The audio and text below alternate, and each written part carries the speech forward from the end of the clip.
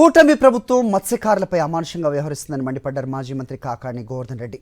మత్స్యకారులు ప్రాణాలకు తెగించి 4 తమిళనాడు బోట్లను పట్టుకుంటే లోకేష్ ఆదేశాలతో వాటిని వదిలేశారని ఆగ్రహం వ్యక్తం చేశారు. బీదా మస్తాన్ రావు కావలి సిఐ కలిసి ఆపరేషన్ అమలు చేశారని, ఆ విషయంపై గళం విప్పుతున్న మత్స్యకారులను బెదిరిస్తున్నారని దుయ్యబట్టారు. చంద్రబాబు, లోకేష్, అధికారులు అందరూ ఈ కుట్రలో ద్రోహులేనని మండిపడ్డారు కాకాణి. నాటికల్ మైల్స్ అంటే దాదాపుగా 22.2 కిలోమీటర్ల దూరంలో తీర ప్రాంతం నుంచి వాళ్ళు బయట వేట చేయాలి. వాళ్ళు నేరుగా తీర ప్రాంతం దగ్గరకు వచ్చి మన వాళ్ళు మత్స్య సంపద కోసం కట్టుకున్నటువంటి వలలను తెంచి పారేసి వీళ్ళ జీవనోపాధిని దెబ్బతీసి అక్రమంగా మన మత్స్య సంపదను దోచుకుని వెళ్ళిపోతుంటే, ఆ దోచుకుని వెళ్ళిపోయేటువంటి విధానాన్ని ప్రశ్నిస్తుంటే పట్టించుకున్నటువంటి ప్రభుత్వం మత్స్యకారులు వెళ్ళి పట్టుకున్నటువంటి బోట్లని ఈరోజు దుర్మార్గంగా వదిలివేయడం అనేటువంటిది ఇది క్షమించరానటువంటి నేరం.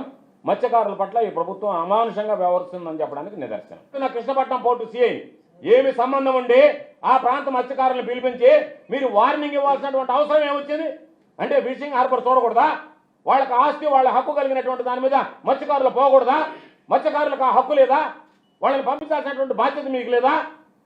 అంటే ప్రభుత్వం మత్స్యకారుల పట్ల నిర్లక్ష్యంగా వ్యవహరిస్తుంటే మీరు వాళ్ళకు వంత కాస్తా, వంత పడతా, మీ ఇష్టారాజ్యంగా వ్యవహరిస్తా, ఒక పక్క దానిని ఫిషింగ్ హార్బర్ని ప్రైవేటైజ్ చేస్తా, వాళ్ళు పట్టుకొచ్చినటువంటి బోట్లు మీకు చేత కాకపోతే మీరు వదిలేస్తే, మీ వల్ల కాకపోతే మత్స్యకారుల పాపం ప్రాణాలకు తెగించి ఆ బోట్లు పట్టుకొచ్చి అప్పచెప్తే వాటిని దొంగతనంగా వదిలేయడానికి అసలు ఈ ప్రభుత్వానికి, ఈ ముఖ్యమంత్రికి, ఈ లోకేష్కి, ఈ పోలీస్ అధికారులకు ఏ విధంగా మనసు వచ్చిందనేటువంటిది అర్థం కానిటువంటి పరిస్థితి.